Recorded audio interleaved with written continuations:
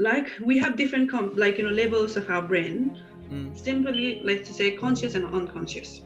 So what happens with our conscious mind also our controls, different areas of brain that are already linked with doing the same thing all the time.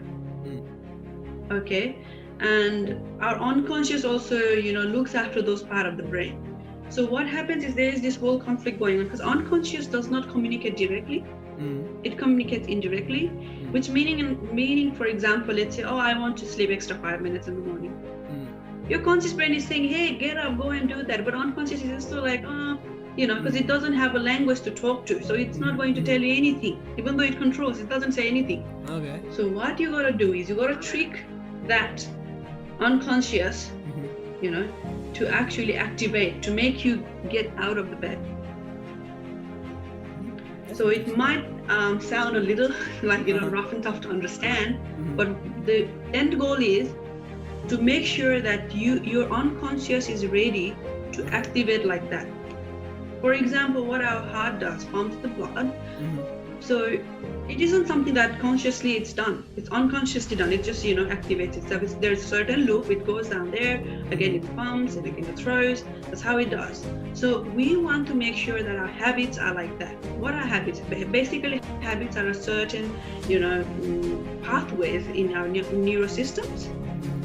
A certain loop that it actually goes and does. For example, brushing your teeth. Brushing your teeth when you're a kid must have been tough. It wasn't easy. You might have cried. Well, when I had my previous flatmate, we had this 2-year-old little girl.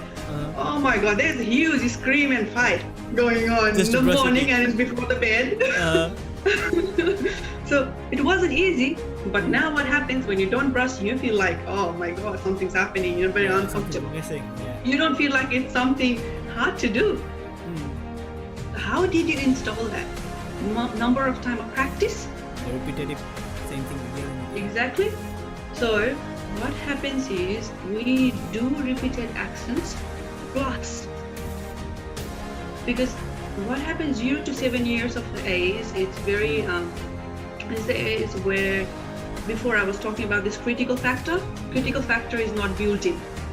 So what happens is whatever you say, the brain easily takes it, just absorbs. It's like that sponge. It's always easy to learn anything.